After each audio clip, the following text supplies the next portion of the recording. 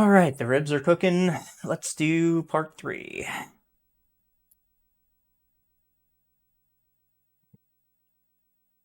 So yeah, you'll see some people menu to mirror after shooting the 8th arrow on the Vidi fight. That doesn't actually save all that much time, and there's also no second advantage to menuing on the Vidi fight, so just like and it introduces, however small, the probability that you will or you will mirror after Vidi is dead, and then you'll have to do the whole dungeon over again, like your run's killed by that point. So, um, so yeah, just mirror outside of Mire. It's fine. It's like single-digit frames.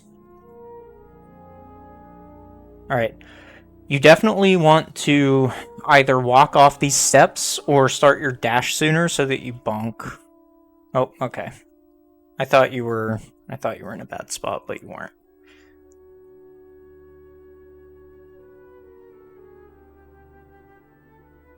Oh. Wait, why do you do... Are you getting butter and silvers? Okay, I didn't even realize in the last one that you hadn't done Swamp Palace yet, and I went on a whole tirade about how you need to use the hook shot. Okay. The first thing I'm gonna tell you to drop is butter and silvers, because that in itself is like a minute and 20 seconds.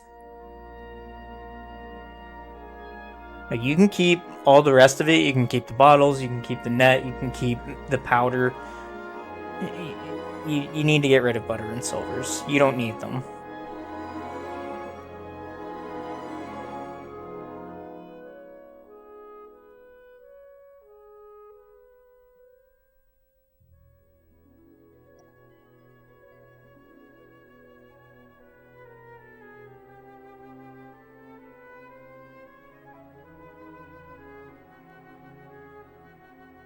Alright, looks like you have a setup for that, so it's fine.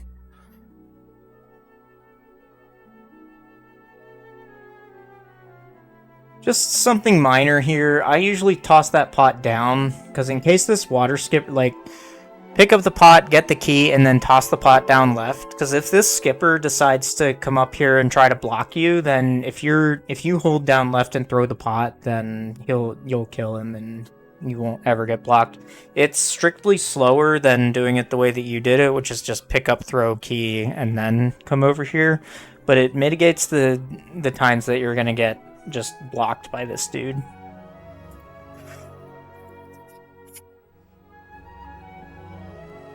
You want to dash here? Very good.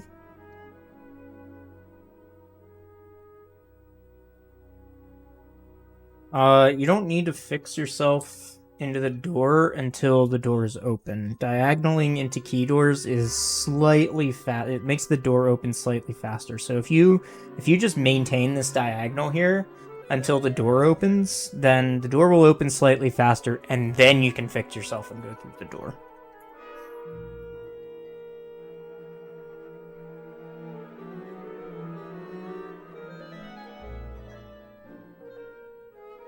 So, by the time this out, if you just do the switch and then grab the barrier to despawn your shield, it actually doesn't end up saving any time, because now you need to walk cardinally this extra tile. Now, if you can get fast enough so that you can hit the switch and get like somewhere around here and despawn your shield, then it will save time. But because you have to walk this extra tile, the 7 frames that you're saving by despawning your shields are getting eaten up. I am bad at cropping, apparently.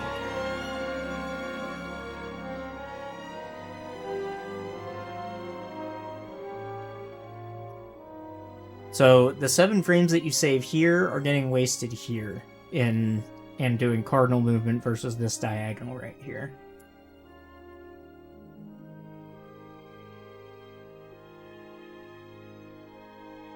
So, honestly, I would just not worry about despawning your shield. I would just hit the switch and beeline to here and just take the 7 lag frames. Oh, definitely don't do that.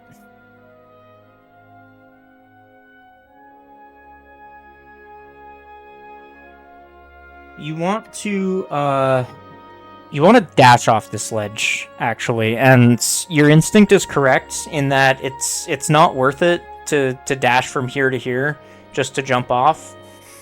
Because this is, I think it's like exactly 4 tiles, but since you have to get clear of this pipe, then it's actually 3 and change. But the reason that you dash off of this ledge is not only to get the first frame hop, but you can actually hold the B button after you hop down to keep your sword out to keep this guy at bay. So that's why doing this short dash is worth it. And then you also don't have to slash your sword. Very good.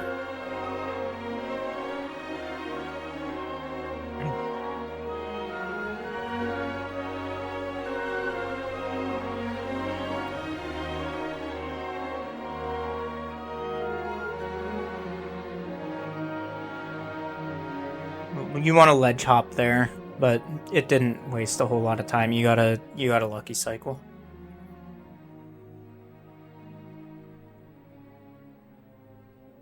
Okay.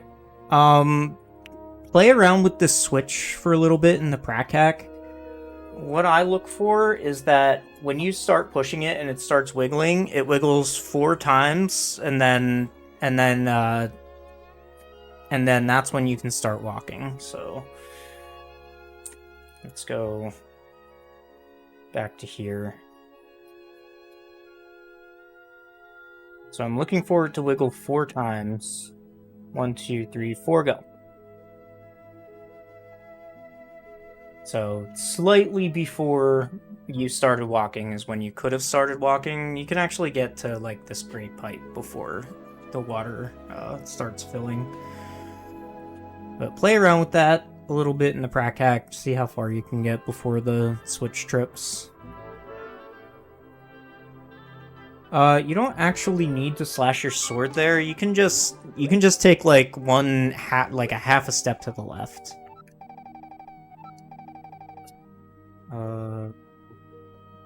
This one.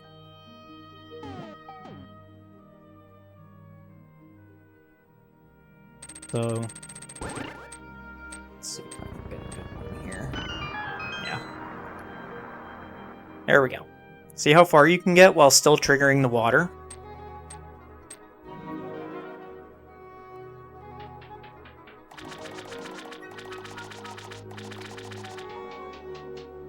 And then here, on the second pass through, you can just dash, and then just a very quick flick left, and you'll dodge that fireball. Like, you're correct in that you can't just go straight down, but you're actually getting hit by the very last pixel of that fireball that's possible. So you just cancel, and then you just do like a...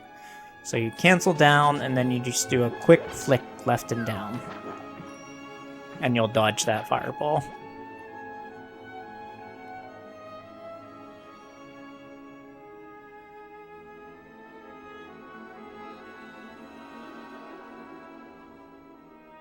You definitely want to pump in the water here. Pumping in the water is OP. I think water is 4222 or 4111, sorry.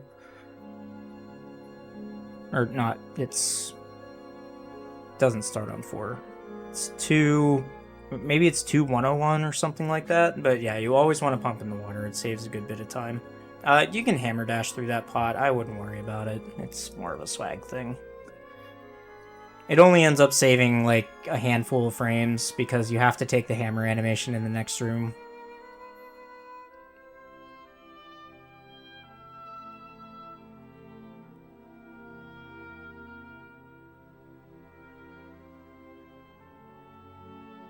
You can also hammer dash here because you have a nice big dash line here, but there's nothing wrong with what you're doing there.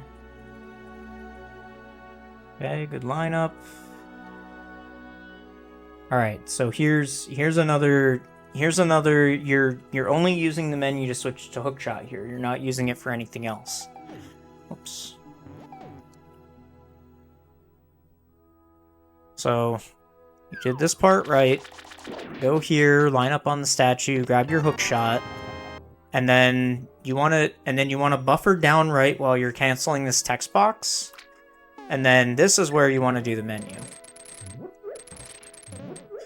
Because then you can do this. So in one fell swoop, it just looks like this.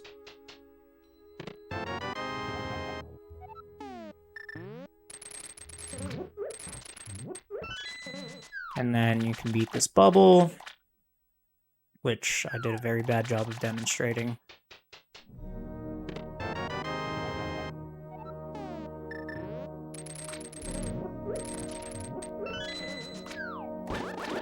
If you don't think you're going to beat that bubble, you can just slash and dash. But if you do it optimally, you can beat that bubble. It's all based on timing. That bubble is on a timer.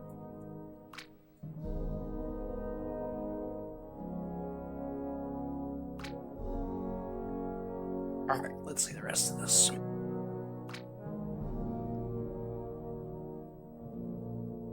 Yeah, you always want to dash off the left side there, because dashing on land is a lot faster than dashing on water.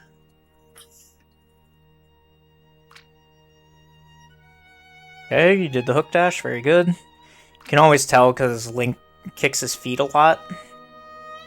Okay, I like that.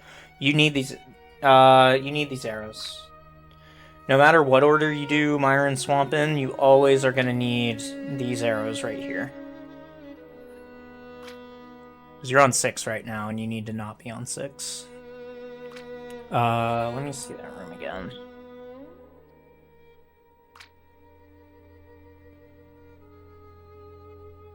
Okay, you just accidentally grabbed the wall, which is fine.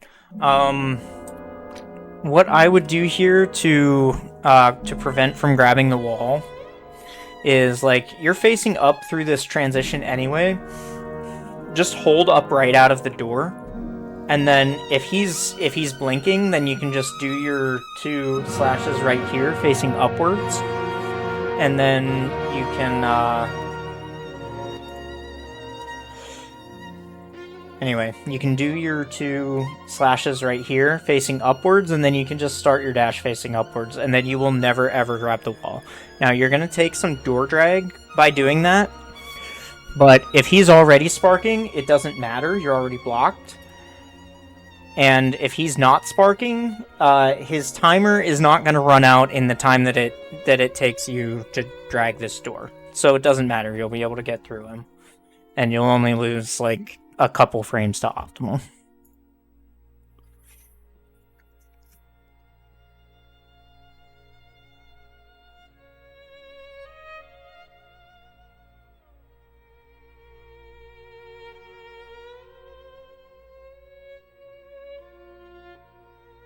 Okay, that was good. Good movement. To save, I think it's 3 frames. You can... So you definitely want to up left to this wall, and that's to get rid of this guy. So you definitely want to up left into this wall, but if you pump along this wall and then you dash turn up, it's actually just slightly faster. I'm not really sure why. That's a short dash and it's in the water, but it is slightly faster. And here, I can demonstrate it here, actually.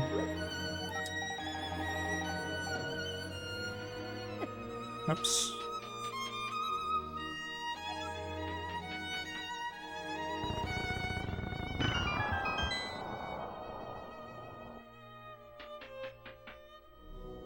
So... 318... 322, I took a door notch there. 316. And then if you dash, 313. Oops, that's not supposed to happen. 312. Like, I'm saving like 3 frames by dashing through this door. So it's about as free as things get.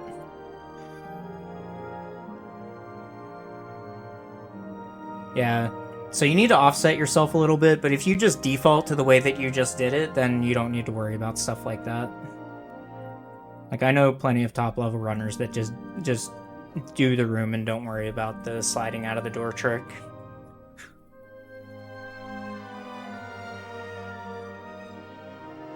Alright, try to spam your sword a little bit less, because you're losing time by doing these extra sword slashes. It's not much, and you should still be able to hit the 1 cycle.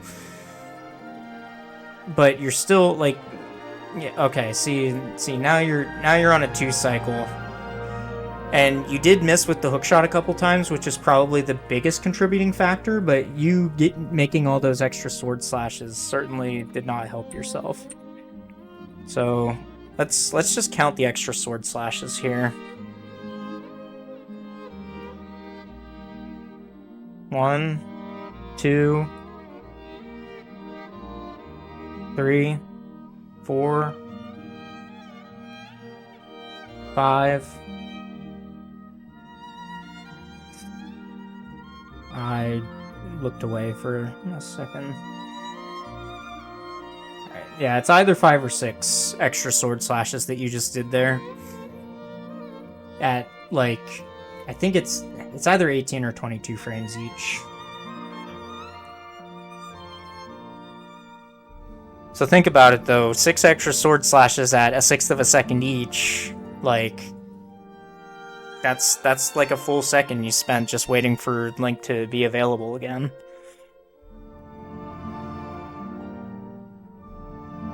And again, you really need to pay attention to where you catch these crystals, because here you need it to be up further. So now you're taking the longest crystal cutscene in the game, and you're just making it longer.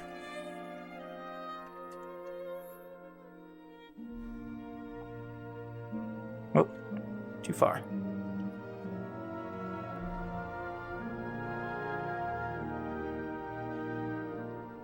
Alright, we're getting butter and silvers, which is fine. And again, this is your easiest time save right now. Just learn Tempered Silverless Ganon, and you will save an ass load of time. Here, when do you exit Swamp?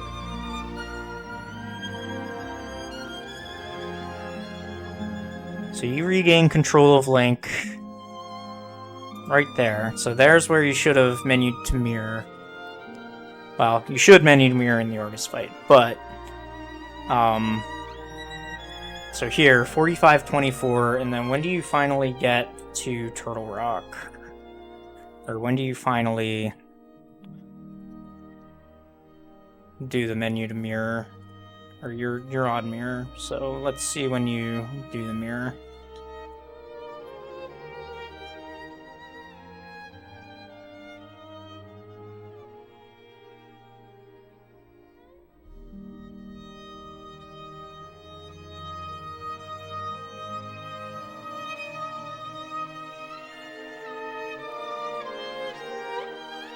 $47.16. So what did I say? 45.24?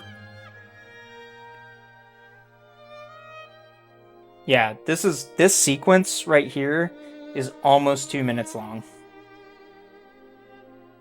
So this right here, this chunk of time right here is your easiest time save by far right now.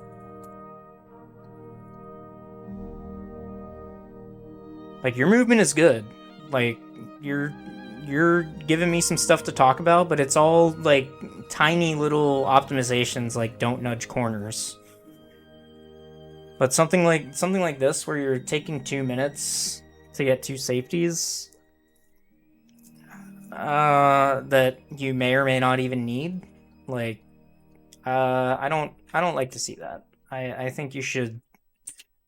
I think the first thing any runner should learn is IPBJ. But the second thing that any runner should learn is how to do Silverless Ganon.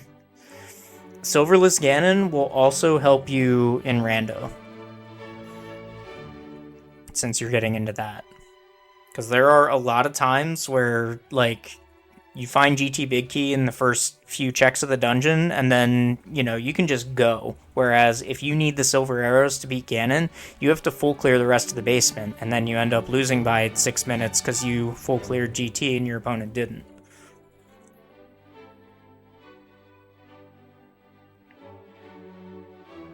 Alright, that said, let's try to optimize the safety route here. So you're on hookshot here, and you're correct. I would not menu off of hookshot here. The reason being, you're gonna hook speed off these stairs and just go way up here because you don't have time to go here and charge a dash up. So you might as well just hook speed and then go up this way. If you're scared of this guy because he can get in your way, or Senor Bag of Dicks down here, then you can do a spin speed instead, and the spin will knock either of them away if they get in the way. Now, they do have an annoying habit of staying, like, just outside of spin range, and then, like, once you exit the stairs and you think you're good, they, like, either jump into you or throw a pitchfork at you. And ultimately, there's not really much you can do about that. So, you try to get out of here fast, but if you get hit, just go.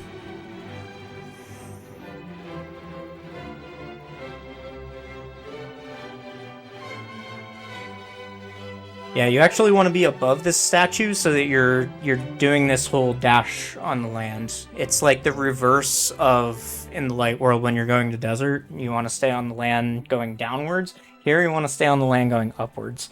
That you can actually nudge off the first couple pixels of this statue if you want, but obviously it's not optimal to do that.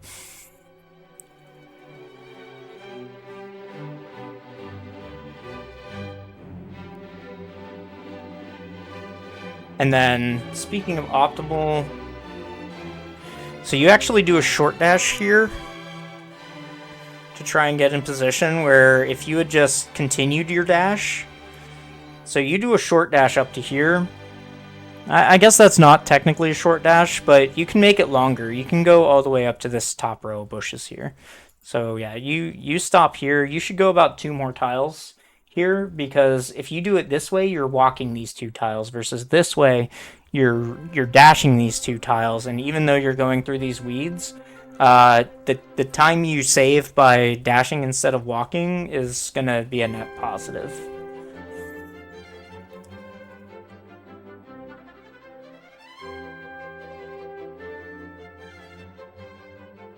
Okay, and then when you exit this house, the incredibly optimal way to do this is to do a bomb dupe. So to dupe the bomb, let me get there first. To dupe the bomb, you need to either screen transition or mirror whenever the timer hits 0, and you have like a 12 frame window, I think, to get that in.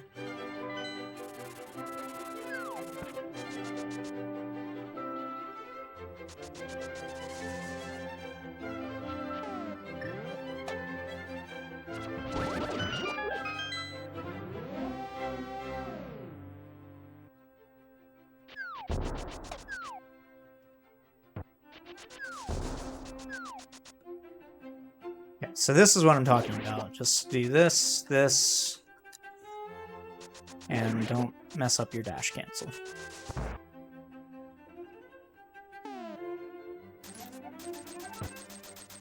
Uh-oh. Alright. So you're coming out here with the bomb.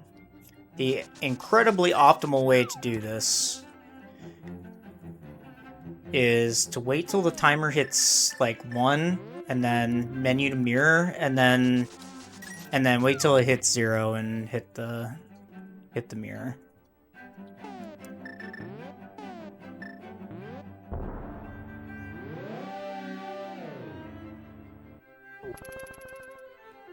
Didn't work.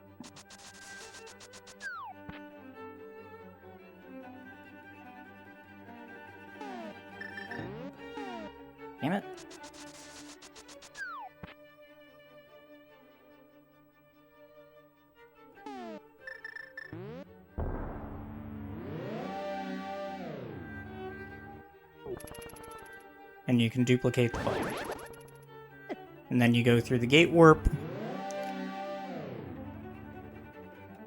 and then you know what to do from there. That's the optimal way to do it. There's other ways to do it, like you can just do it this way. And this doesn't lose that much time. You just have to get good at,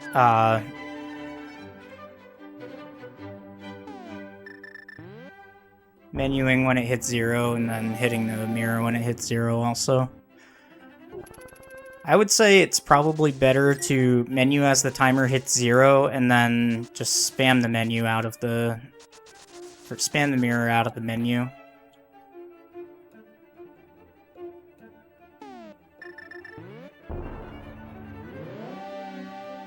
And then it'll make it easier to hit the 12-frame window. But yeah, I think you're going to run this all the way around, and that's incredibly slow. Yeah, because look at how much walking you're doing. Oh, and then you do end up going here and mirroring and walking it through the thing.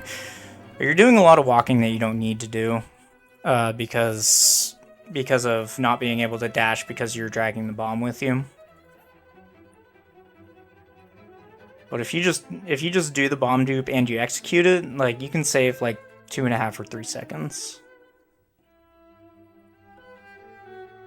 And then if you just arm hook speed on these stairs and you press yourself against the door, then you'll enter here on the first available frame.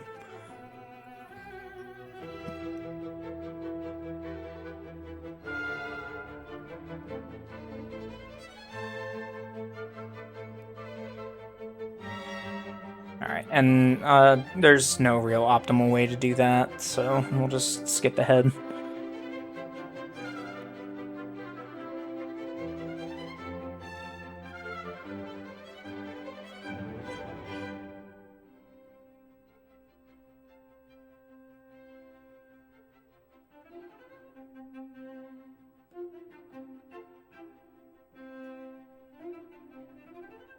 Yeah, you always want to be higher. But yeah, you're right, that dashing is faster than hooking.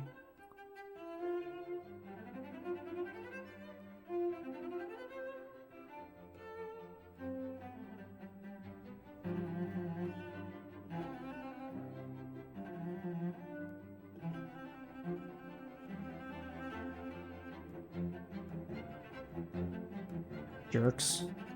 Honestly, yeah, just bonk those rocks and get the fairy. You probably should have bonked them when you were on the right side of them, because walking all the way around just to bonk the rocks anyway doesn't make any sense. Yeah, why not take the free fairy? Because you're blocked anyway, and you're also opening a path around the guys. So optimally, you want to do that with spin speed. It'll save you like a second or two. So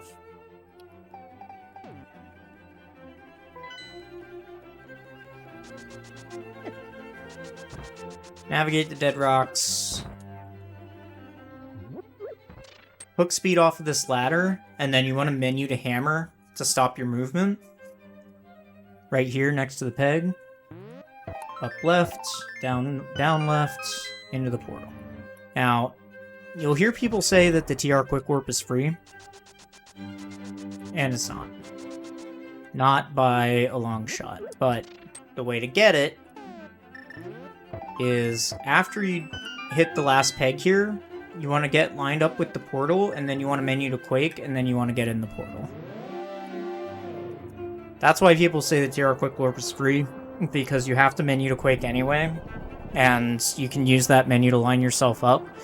It is not free. It's pixel perfect.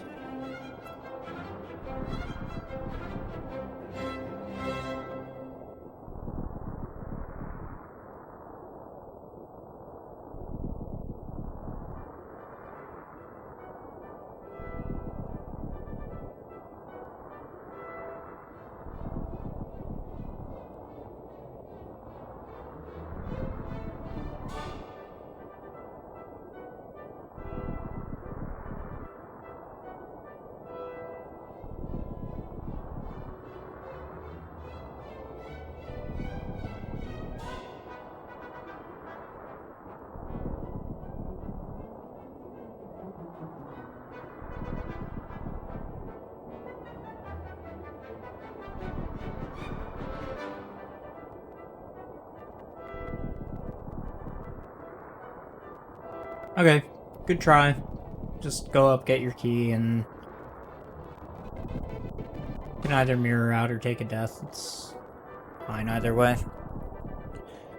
Oh, you have a fairy in a bottle. Never mind. Definitely mirror out.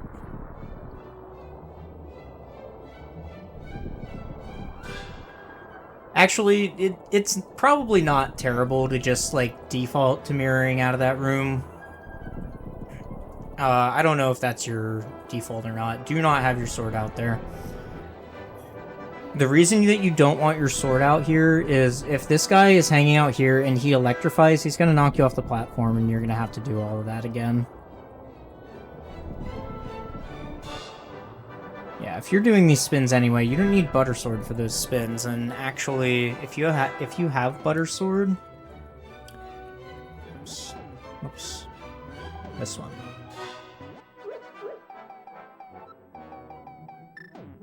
So if you have Gold Sword here, you can actually just walk up to this guy, slash, he's dead. What?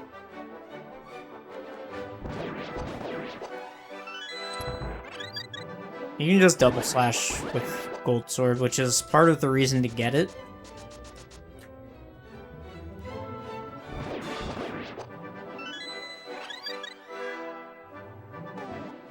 But if you're spinning the guy anyway, like, you can do that with Tempered Sword. It's the exact same lineup. Chomps be chomping. Yep. Yeah, you actually wanted to punt that block in between. It's called Triple B, Brahmin Block Blast. So...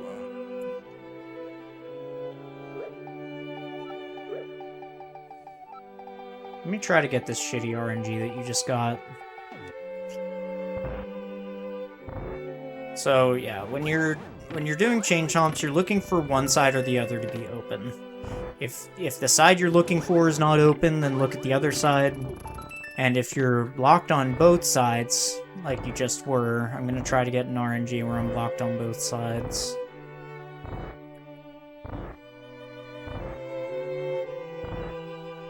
Kind of blocked on both sides here, so you can just default to this. Put your block next to the left switch, bait the chomps over, and then explode it, and then while one is going,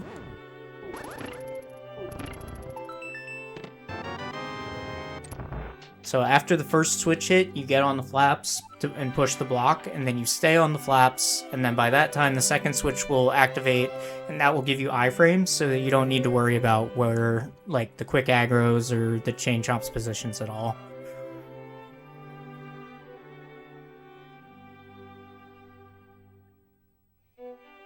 You lost a good amount of time in this room and some health, but chomps be chomping. I wouldn't worry too much about that.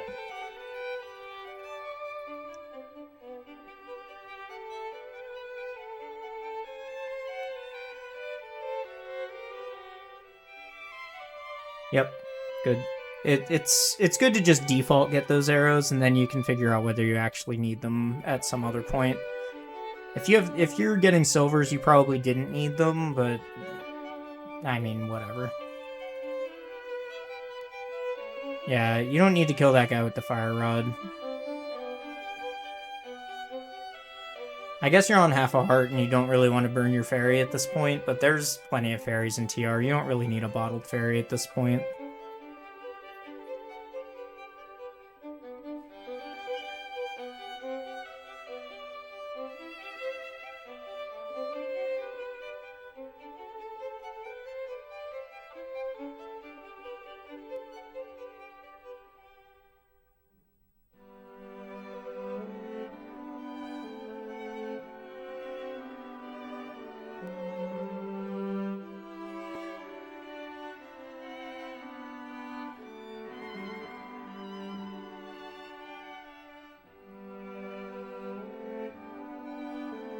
Yeah, here's another thing.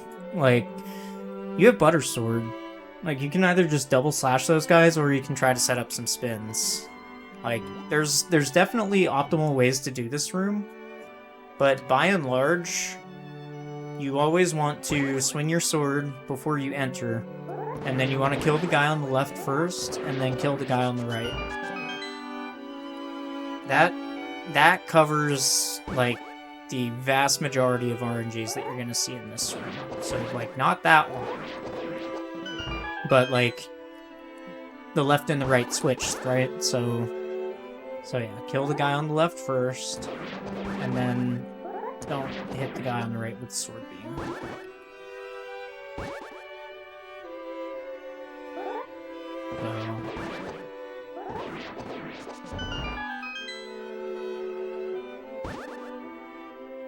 So on this one, guy on the left first, swing your sword away from the other one so you don't hit it with a sword beam, and then get out of the room.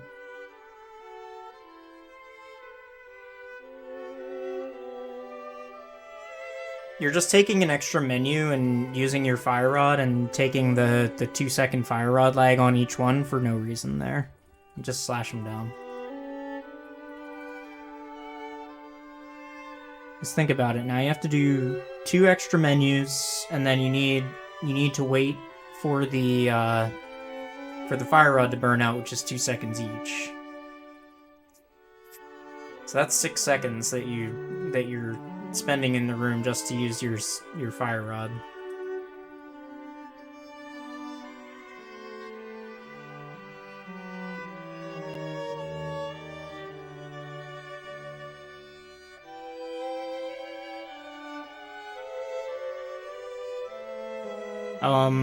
I guess I can go through Crystal Roller Room. You did it correctly. I don't know why you were slow there. But, like, yeah, just stand in the middle beam, and then you can just go for it. Like, it's not that tight of a window.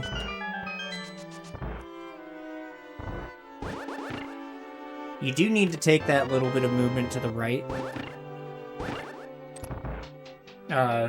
To time the roller a little bit.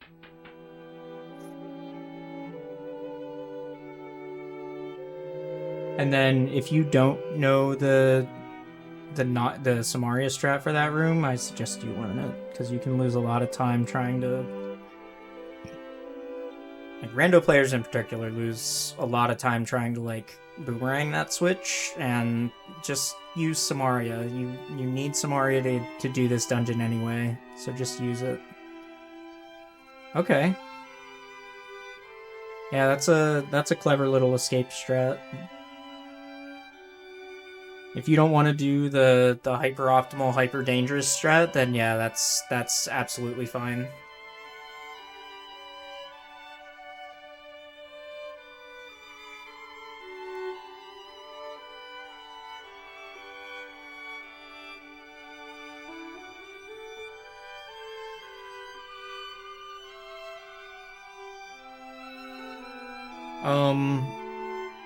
I would learn backdoor strats on Trinex eventually, because they are technically safer, because you can never get hit by one of the heads. But for now, what you're doing is fine.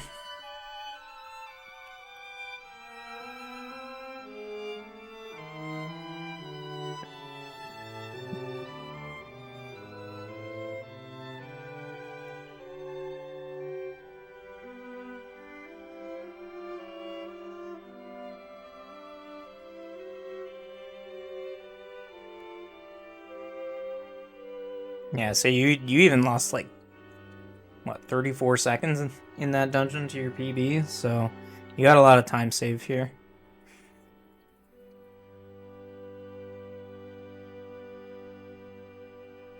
Most of that was probably the chomps, because I didn't see much else. Oh yeah, do not ever have your sword out here. If that means that you have to walk this entire screen, then walk this entire screen.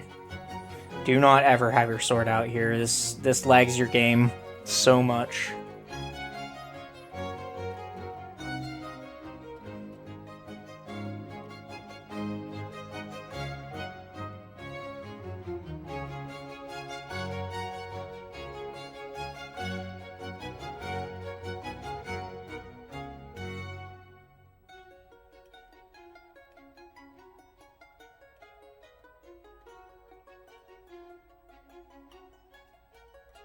Okay, that's fine if you want to get that key, but you need to... you don't need to, but I would like to see you optimize it a little more. So, you have to wait for this key to fall anyway, right? So, what can you do while you're waiting for this key? Well, you can charge a dash and start dashing quicker. So, dash, walk down, charge, wait for it to fall into you.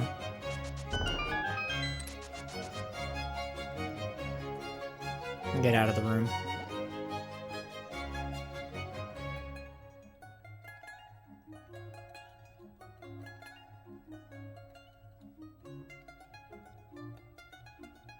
Let me watch that room again. Alright, so you have the right idea here. You just need to, again, optimize a little more. So you have the right idea in that you want to hook to this pot, but wait until you're, like, right up against the mole. Wait until you have to switch to hammer, because you want to freeze Link in place. Like, you see Link is frozen in place here, and the conveyor is not moving him. So now, as soon as this menu comes up and the game lets me use an item, then I can hammer on the first available frame, and it'll work. So I'm not spending any more time in this room than I have to by doing the menu like that. By doing the menu all the way down here, you're putting yourself... You're introducing human error into the situation. So if you overshoot here and you try to turn left and you hammer the block, then that doesn't do you any good. But if you use your menu to make absolutely sure that you stop right here and right here only, then you'll be in position for your hammer.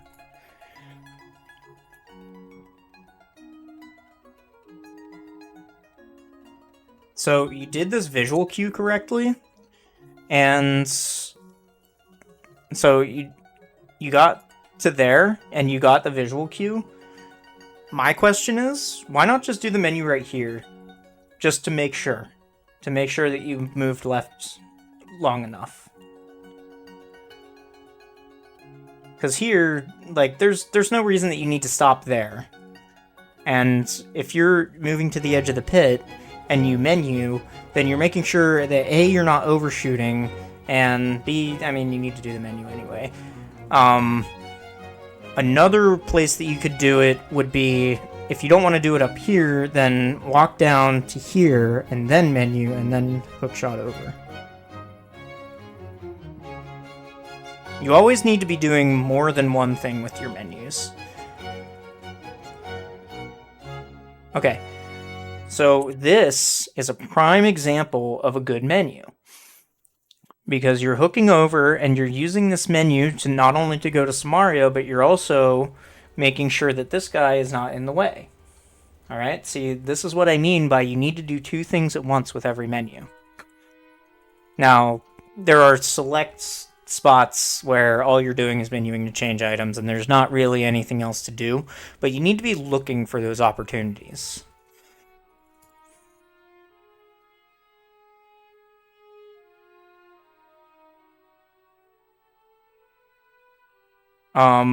I'm not going to make you learn boomerang strats in this room, because honestly they're just unnecessary. If you can do the cane strat, it seems like you have the cane strat pretty figured out, so I don't see any need to change it right now.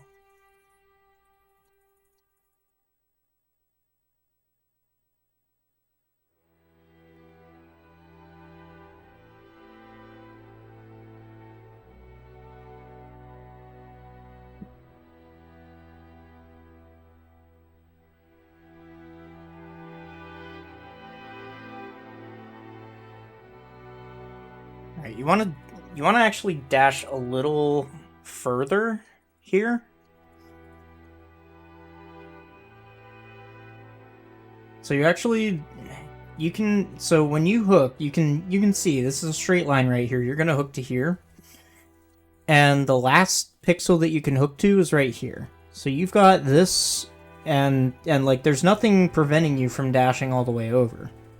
So you're leaving these couple of tiles on the table here.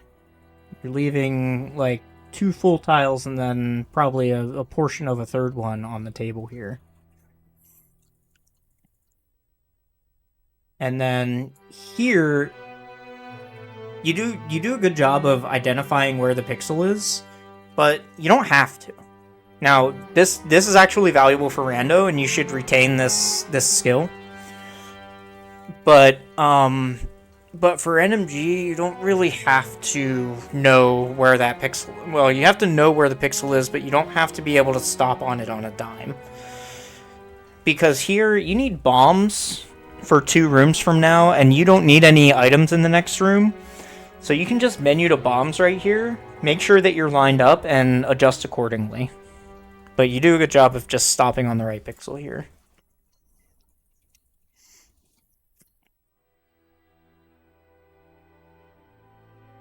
See, now you're in this room, and where do you menu to bombs? Right there. See, all you're doing there is menuing to change items. You're not getting a second advantage from doing it there. Alright, see, now this room, you want to ignore as many enemies as you can.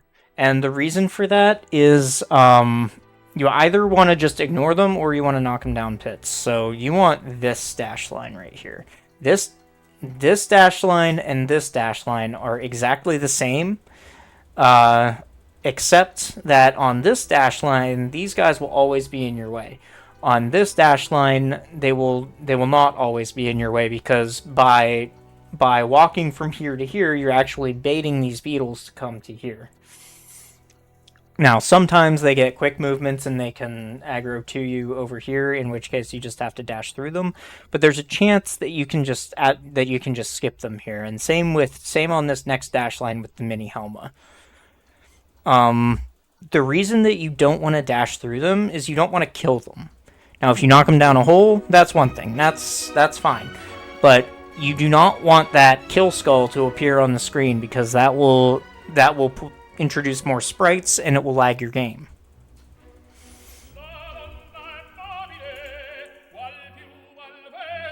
Now, you couldn't see it there, but you just took a bunch of lag frames by killing those 2 beetles. And then, yeah, very good. You always get this pot, never get the top one. Even if you're at full arrows, there's nothing that getting a small magic will do for you over just grabbing 5 arrows. Oh, very nice. Yeah, if you're not getting Mike's arrows, that is an incredibly effective bombable floor strat. This is why silver sucks in regular game. Yeah. Yeah, you just messed up your bats there.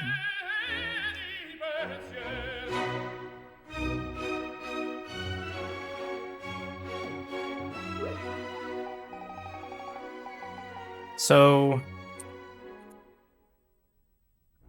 the reason that Itis Armos is so important is that there's a variable called an arc variable, and it happens whenever anything does that little wheel motion that these guys do. The bats in the Ganon fight use the same wheel motion as these guys do, so they use the same variable. Now, this variable is different here because the arc is wider, and it changes when they shrink like this. When they shrink here, the variable now changes because the arc has to become shallower, and then it has to stop at a certain point, and then they will reform into this line. So, optimally, you want to kill Ice Armos before they shrink down, because then you will know for a fact, you will know for certain what that arc variable is going to be, and that is what's going to make Ganon's 5 o'clock bat spawn first.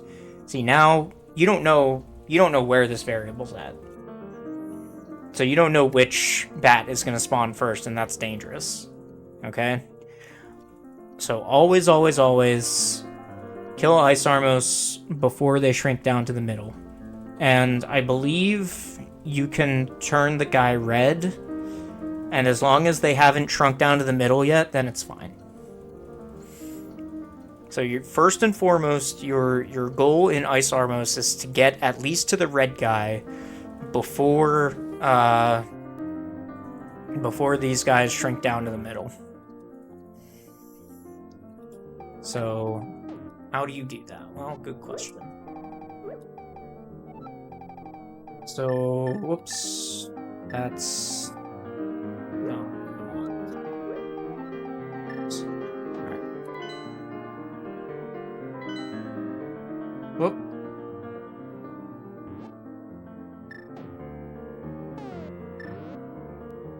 So with silvers, 1, 2, 3, 4, 5, 6. Oh, come on. So up, left, slide left, up, up. Takes a little bit of getting used to. As you can see, because I'm not really used to it. So yeah, just like that. If you miss, you just have to identify which one is by itself. So, oh no, I missed. Okay, just business as usual. Just let this guy turn red.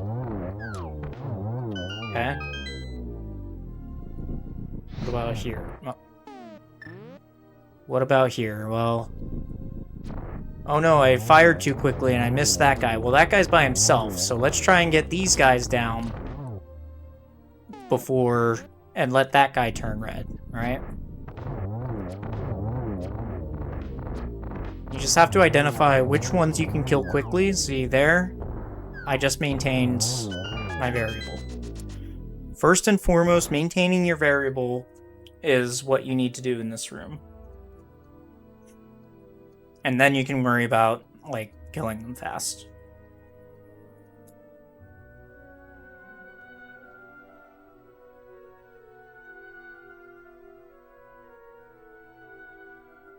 Let me show the regular fight now. So, if you have wooden arrows, you want to go 3 up, 2 left, and then 1 up. It's called the 3-2-1. And then you hesitate a little bit until they start,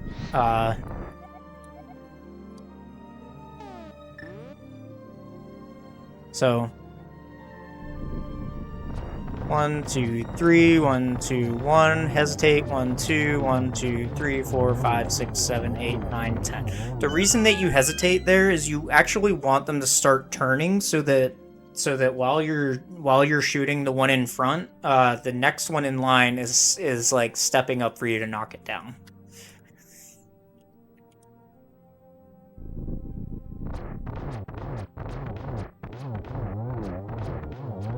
Like in every Batman movie ever, whenever he always just fights one guy at a time, and then they form a nice orderly queue behind him to wait their turn to get beat up. That's kind of what the Armos do in this fight, as long as you manipulate it that way.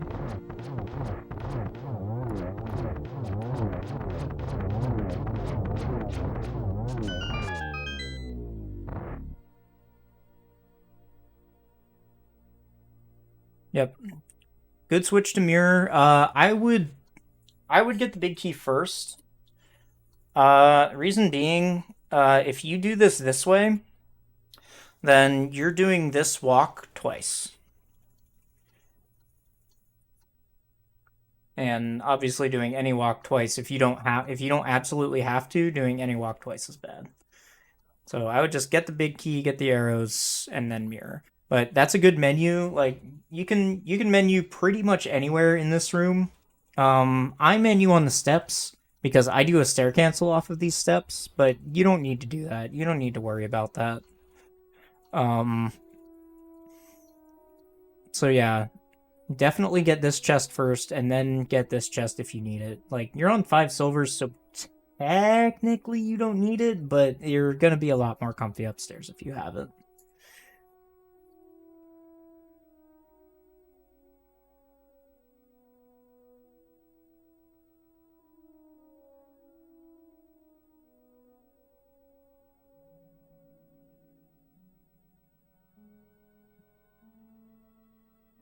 Ow. The leg hurts me. There's a way to time a dash so that right after you take damage, you can actually dash across those spikes.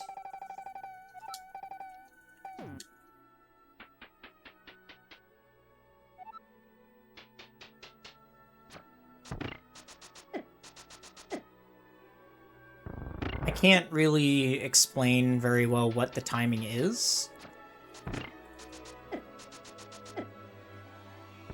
It's like, I listen for Link to take damage, and then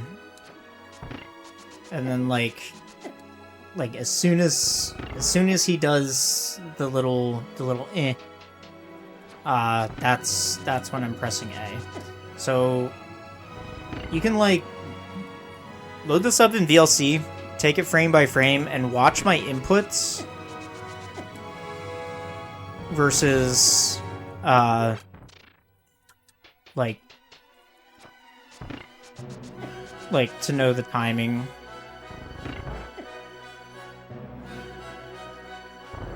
Because it's not like right away, but there's a tiny little hesitation there, but it's not very long at all.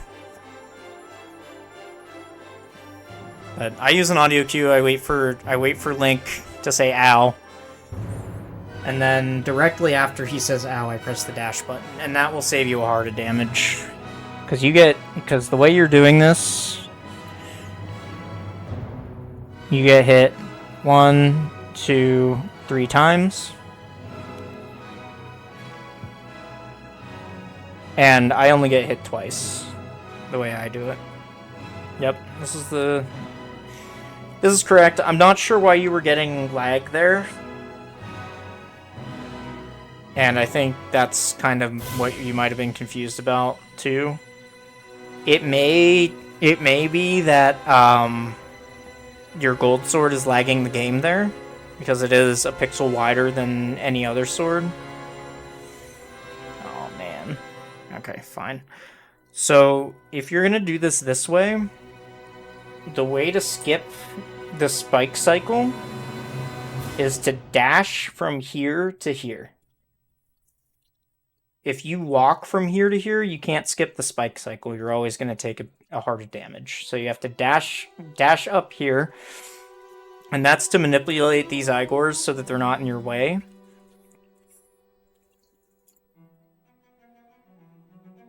And then you need to dash way earlier than that. You need to dash like at the first possible frame. Alright, you do have a fairy in a bottle, but I would... Okay. So, the recovery room, you probably know about it, and you're probably gonna go get it. As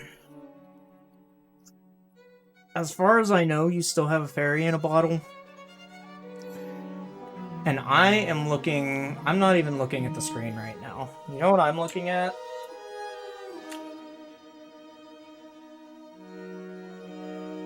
I'm looking right here. You're plus 4.6 right now. You cannot afford this recovery room. You gotta go. To get this PB, you gotta go. Alright? When you're that close to PB, you just gotta YOLO it.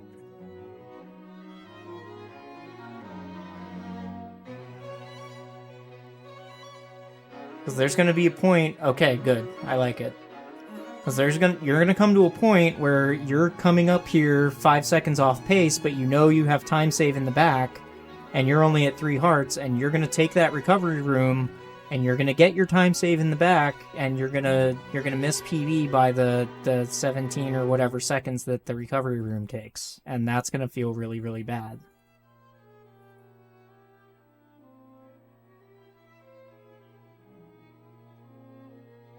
Okay, so see, this animation here is shorter than it would have taken you to go to the recovery room and back.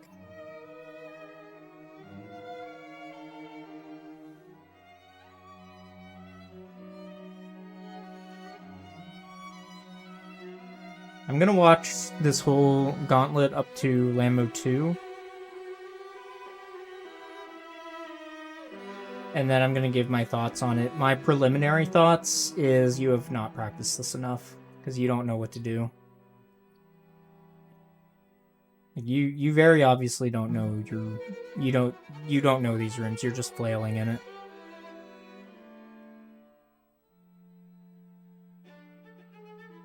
Okay, could have timed that a little better.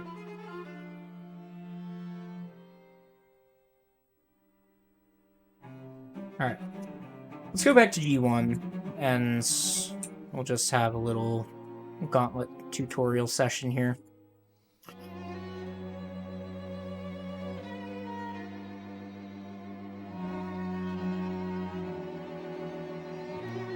Good.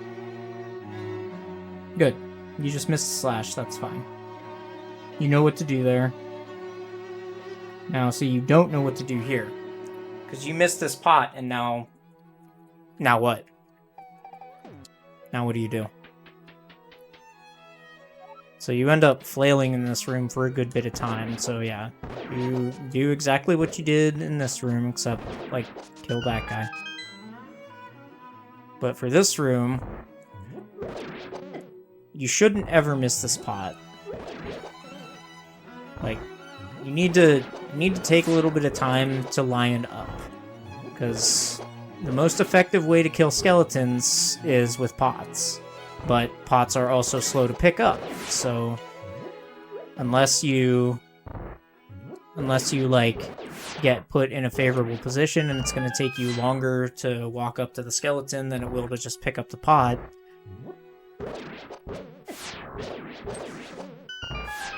then that's the only pot you get. So you really want to line this up, and you can see I just got the same down RNG that you did, and since I lined it up, and I got it. Now I'm using the time that the pickup animation takes here to see the skeleton's position and then adjust to it. But you can see from my inputs by watching it a few times, I am completely releasing the D-pad when I pick this up, because I want to be ready for if he turns up or down. And that little bit of hesitation is not going to make your room slower, it's going to make it faster. It's going to make it faster, and it's going to make it more consistent.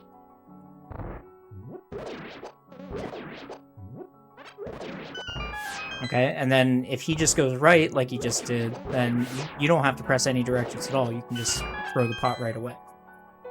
Alright?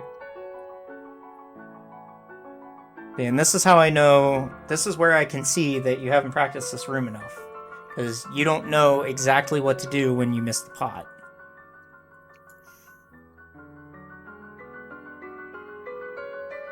So you're flailing. And flailing is never a good thing to be doing. Flailing is lethal.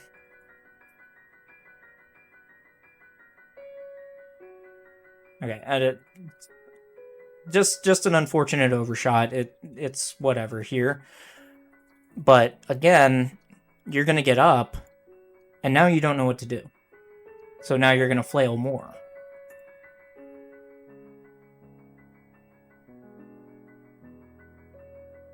Now, you just died, so that might have been frustration also. Alright, and now you're back. Now you're back in it, see?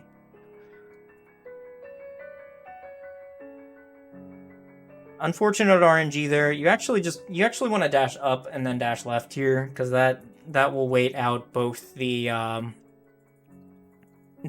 shooter and the BMOS. And then yeah, if you need to powder this, then this is exactly what you do. You just need to wait a little bit more, and you would have double spun all three of them.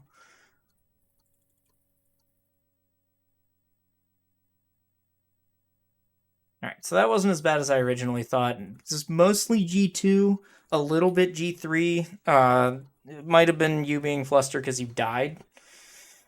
But yeah, if you're just looking to play the game, or you only have like an hour and you don't have enough time for a full run, or you have like half an hour, I would just do gauntlet runs. Just run gauntlet over and over and over again until you don't even have to think about it anymore. Because the last thing that you want is to be like, imagine this plus 4.6 is a minus 4.6. The last thing that you want is to lose those 5 seconds in gauntlet and not be able to get them back.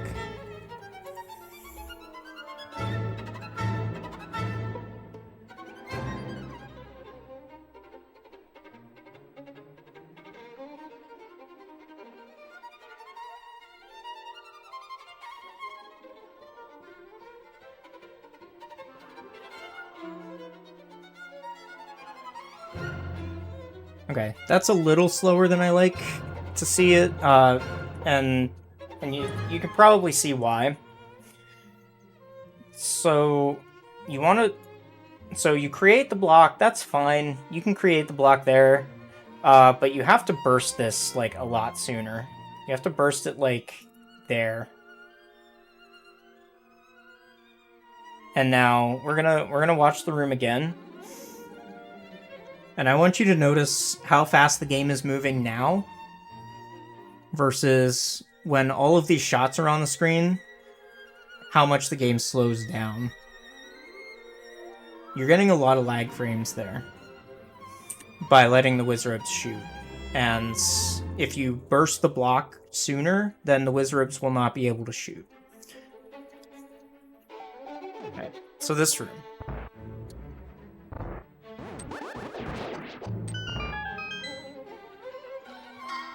So this room is much maligned by every single Zelda player, and that's why. Because you can't just do this, or a certain percentage of the time you'll just get knocked out of your dash. And that is true of almost every single position in this room, so you might ask, why are we going through this room? Well, there are 2 pixels here. There's this pixel, and one to the left of it. This pixel and this pixel. Wherein there is a 99.9% chance that you will not get knocked off.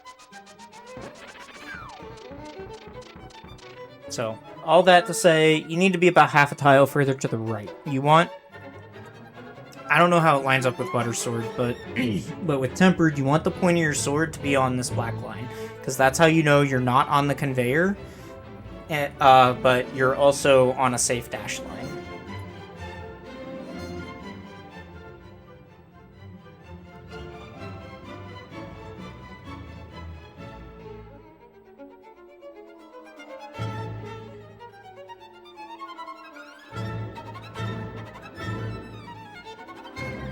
Okay.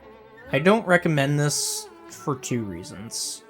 You're making your timing a lot tighter here, and you're also introducing the risk to jingle glitch here.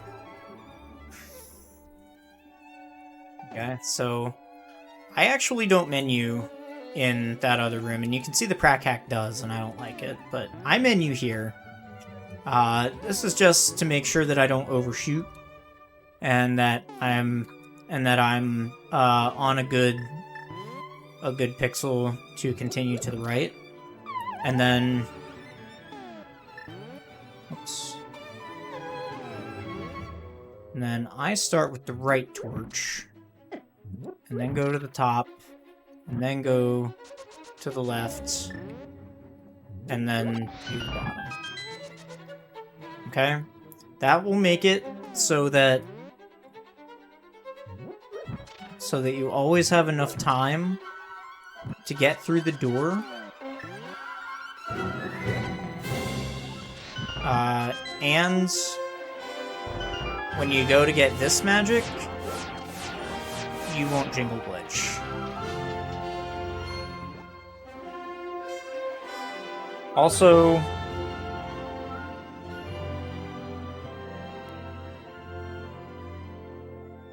you didn't need this. You have half magic, you have almost a full bar, you're gonna get a full magic pre-mold arm. You didn't need this tiny decanter. You had more than enough magic to get through this room and the next room. And you don't even need this. And you're not getting it, which is good, but you didn't need the tiny one either. Alright. That's the order that you're doing the torches is fine, but this bonk here is slow. Just walk around.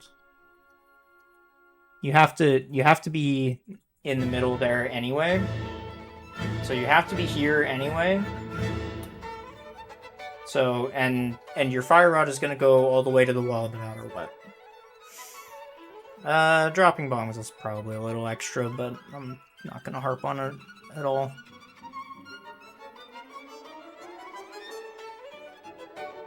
Oh, I see. Okay, you're doing it to get the free menu to powder. Okay, dropping bombs does lag your game slightly, but the not having the menu to powder definitely outweighs that, so yeah, good call.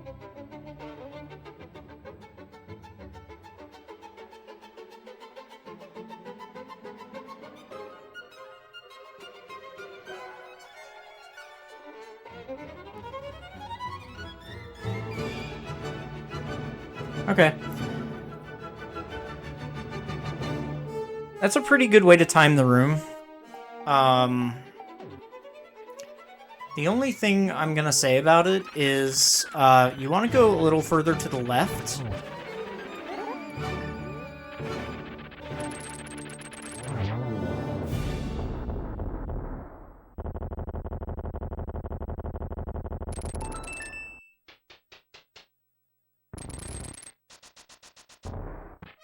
So, when you enter this room, you just want to go further to the left, because there's a chance, if this Helma gives you good RNG, that you can just hookshot him instead of just taking the time loss. And if you hookshot him, then this actually becomes just as fast as any other strat in this room. But if you miss, then you know, you're already lined up and you lose the 15 frames or whatever. But there, yeah, that's fast as fuck. See, this is what I normally do in this room, and I guarantee I ain't getting no 615 on it. Yeah.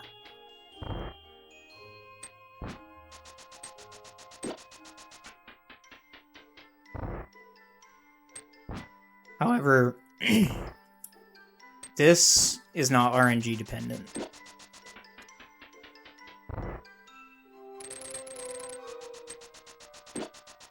See, I needed the helmet to be a little lower to get good RNG there. Yeah. So look at how fast that is. So if you get good RNG, you save time over over my strat. If you don't get good RNG, you lose a little bit of time versus my strat. I just do what I do for consistency. And the way that you do that is you just hold left out of this room, and then right when the spike passes Link's head, right there, you can switch to up, and then you align yourself on this conveyor, slash your sword, and go.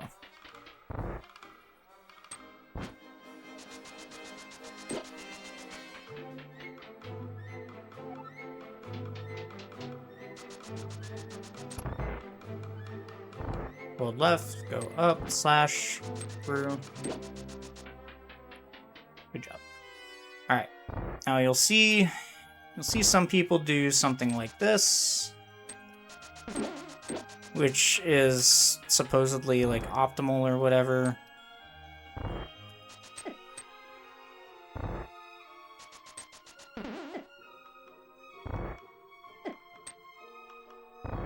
I'm terrible at this strat, that's why I don't do it.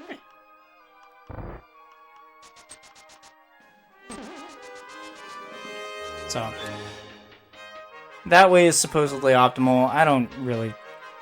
I can't do it, so I just do the other way.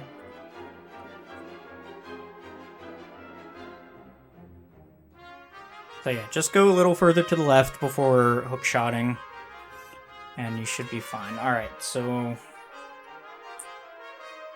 I don't want to get too deep into Aga 2, or else this is going to be a 4-hour-long video. Basically, if you can line the shadows up with the real one, then you should do it. Now, this line is not a very good one, because you're going to have to stand here to get on the line, and then the angle that they're going to be shooting at you is going to reflect their balls this way. So that's not good. So what do? Well, you need to stand right here, actually.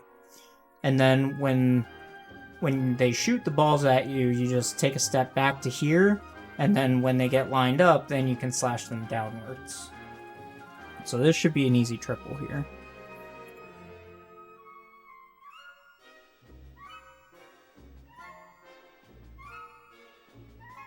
Okay, now here they are lined up, and yeah, man, you could stand like right here and try to chop the ball out of this one's hands, but I have a feeling that this one is going to shoot before you get the chance to do that. So your backup here is going to be to ditch that and go like either here or here and do a slash. So some patterns on Aga 2 are spin patterns, and that's mostly when they're lined up or when they're very close to each other. So like if, say, this guy is over here, then that will be a spin pattern. If this guy was a little further to the left, like right here, then that would also be a spin pattern. If this guy was synced a little more with this guy, then you could also spin because you're trying to reflect a potential blue ball from over here. But as it stands, you actually got 2 slash patterns in a row, and you spun on the first one and got 0 hits, and now you're going to spin on this one, and I wouldn't be surprised if you also get 0 hits. Okay, good. Good hit, but yeah, that spin took you out of position. See this? Now this is a spin pattern. Now you just sit here and you spin.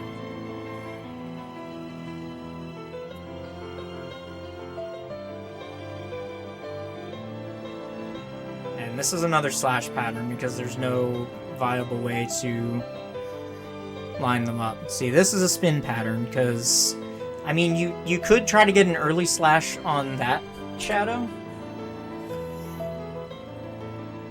So you could try to get an early slash here, and then back up and try to get this guy's ball, and then hope that this one tracks down to here. That's a little too much hoping for me. I would just go for a double hit here, just slash that one, back up, and then slash this one. Or just set up right here, and then you can spin here, and then step forward and slash here. But Aga 2 is really all about feel, and all about knowing when you should and should not spin. See, on 3/4 of these, you should not be spinning.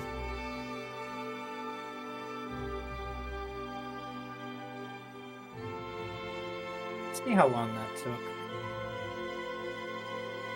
So 103.11 is when the sub-split would have come in, and then you're finally done.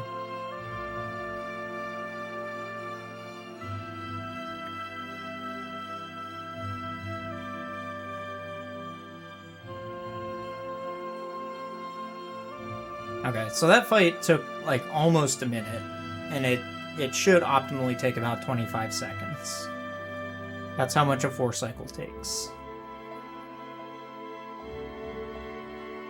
Or no, 25 seconds is a 3-cycle. It's 30-something, 31 for a 4-cycle, I think. Oh, you split on Bat Crash? Alright. Toss this entire review in the garbage. I'm not helping you anymore. Frickin' Bat Crash.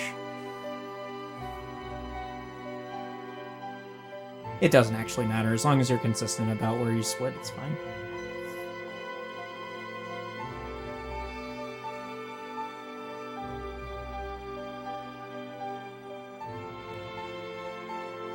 Okay, so just a suggestion here. Even though you have Butter Sword for this run, I would be practicing tempered strats. I would be trying to get the tempered 1-in-1 here. Because if you fuck it up, it doesn't matter. Because you only need half of the amount of hits. If you mess it up, just bail, dodge, do whatever you need to do, because you're always going to get the 1-in-1 with butter. And if you decide to drop butter for these runs, then definitely, if you're playing rando and you have butter sword, definitely use that time to practice tempered strats.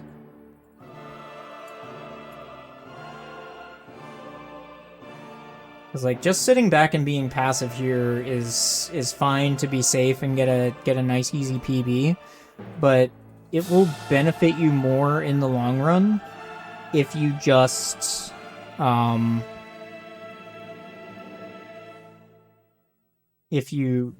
practice your tempered shots whenever you can.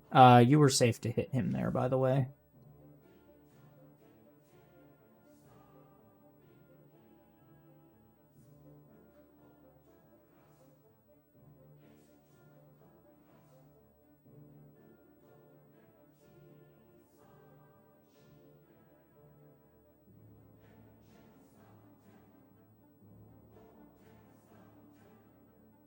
Okay, so when he doesn't warp like this, so you know that he's not going to shoot a bat at you, because you're on the tail end of phase 3 here, so you know you're not in danger of getting hit. So you need to get yourself into a position where you can slash him. Now, where did you slash him from before?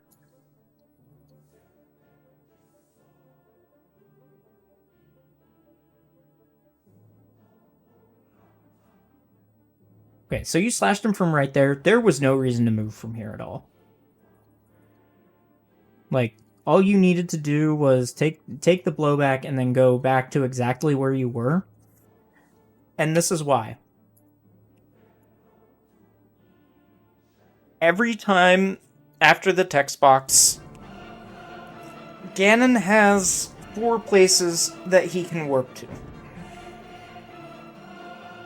He can either stay in place, or he can go to one of 3 predetermined spots. Okay? So there's a 25% chance that Ganon is going to stay in the same spot.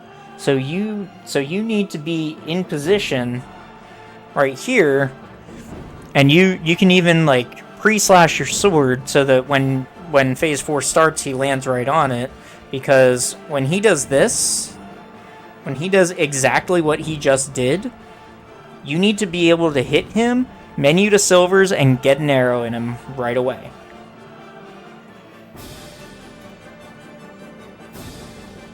See, here, because you weren't in position, you missed this cycle.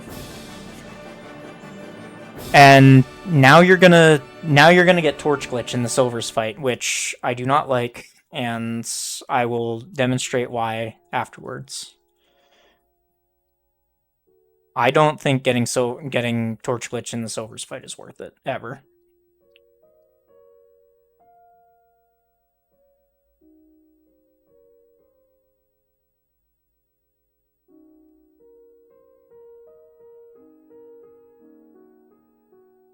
Yeah, it looks like you're probably just panicking because of PB.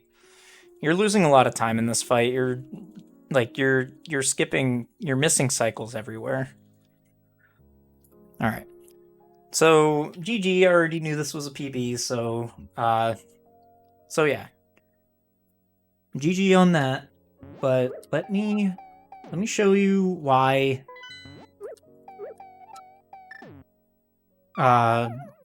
getting Torch Glitch in the silvers fight is bad, actually.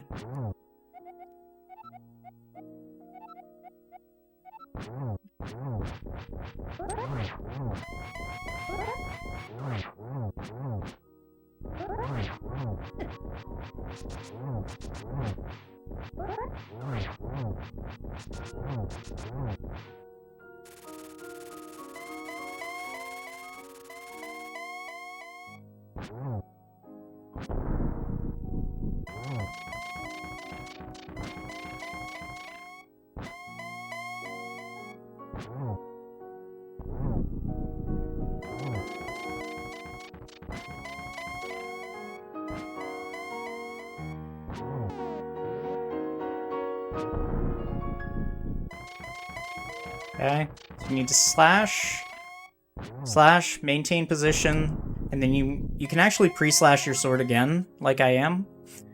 And just in case he goes blue, then you can get a hit in on him. But here, there's no reason to get Torch Glitch, because once he starts going, you can actually just freeze him in the middle of the room, and you can get a triple arrow in, and then he took an easy pattern there, so I can, and that's not going to happen every time, but, like, if I do this, and, you know, I go over here and I do my Torch Glitch, then he freezes there, now I'm out of position, and now I missed an entire cycle because I got a Torch Glitch that I didn't need. So you can still set up the triple here. That was a little too high for a triple. But, like, you see how much longer that takes me? Because I'm so concerned with getting Torch Glitch, whereas if I just let it go out and focus on killing Ganon instead, they're, like, I am so much better off.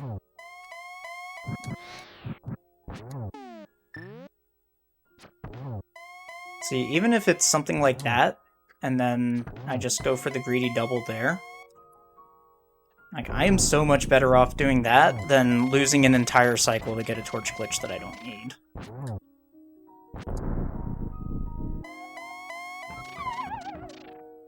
Oh yeah, don't fall.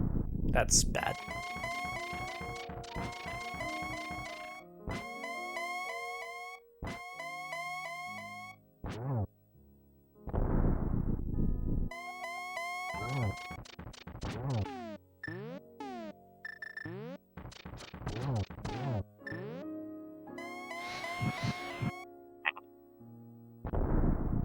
See, that's another reason that you don't want Torch Glitch, is that you can get a double into a double by lighting both torches instead of... Okay, yeah, see, this is the blue Ganon I was talking about.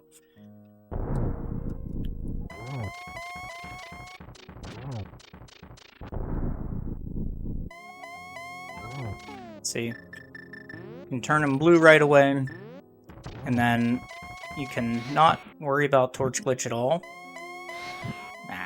And if you're good, you could have frozen him while he was going up to the edge of the room and gotten a triple, but I'm not good, so...